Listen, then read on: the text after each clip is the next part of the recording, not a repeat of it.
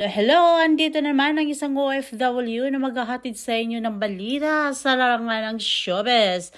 At ang pag-usapan natin ngayon guys dahil nga lahat ng mga die-hard fans ng ating superstar ay malungkot sa nabalitaan natin a day ago na ang ating superstar ay pumanaw na sa edad na 71 years old at inanunsyo ito post ng anak niyang si Ian De Leon na napakasad, napakalungkot, madamdaming mensahe ni Ian sa kanyang inang si Nora Aunor.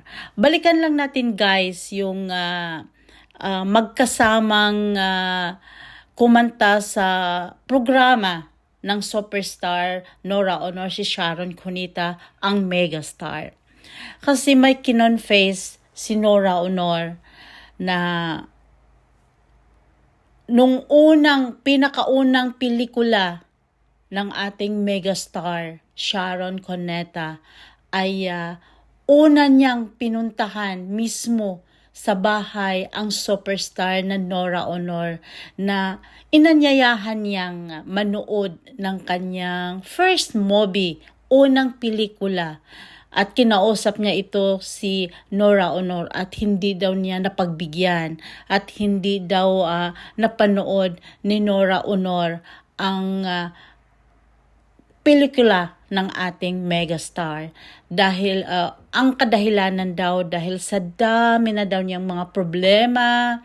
Alam naman natin, hindi lingid sa ating kaalaman na isa publiko ang buhay, personal buhay ni Nora Aunor at talaga namang medyo magulo magmula sa kanyang pamilya, sitwasyon, hanggang nahuli na siya doon sa US. Talagang very struggling ang nangyari sa buhay kung susundan natin ang buhay ng superstar na si Nora Aunor.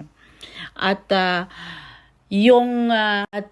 ito nga ay pumanaw na siya hanggang alaala na lang natin ang ating babalikan kung paano niya pinasaya ang mga tao mula nang nakilala siya bilang isang Nora Aunor. Dahil nga sa istorya ng buhay niya ay talaga namang nakakaantig ng puso bilang isang nangarap. Hindi man niya ninanais na o hindi man niya inaakala na maging big name ang kanyang pangalan sa larangan ng showbiz. Sunod talaga ang pagluluksa ng mga showbiz industries ngayon na ang mga malalaking pangalan ay talagang pumanaw na hanggang alaala na lang natin sila sa kanilang na-contribute sa Philippine cinema, Philippine movie at sa OPM. Doon natin sila nakilala, doon natin sila minahal, doon natin sila sinuportahan. At yung pangalan nila ay nakatatak na sa puso't isipan sa mga sincerity.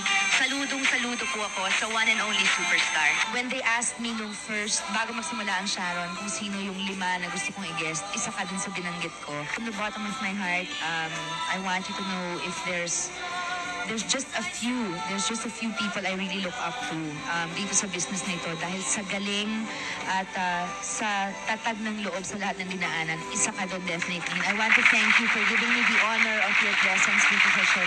Sana napaligaya ka namin, Ate Guys. Alam niyo, si Sharon, nung una-una nagkaroon siya ng pelikula, ako yung kanyang pinuntahan sa bahay para manood ng preview ng kanyang pelikula. Ako ang nagkaroon ng pagkukulang sa kanya.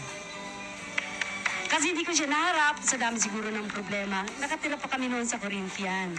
At yun ay inihingi ko na sa kanya ng tawad. Even na yun. Hindi sa mag-iiyakan na naman kami. Hindi kasi, Pero totoo yun.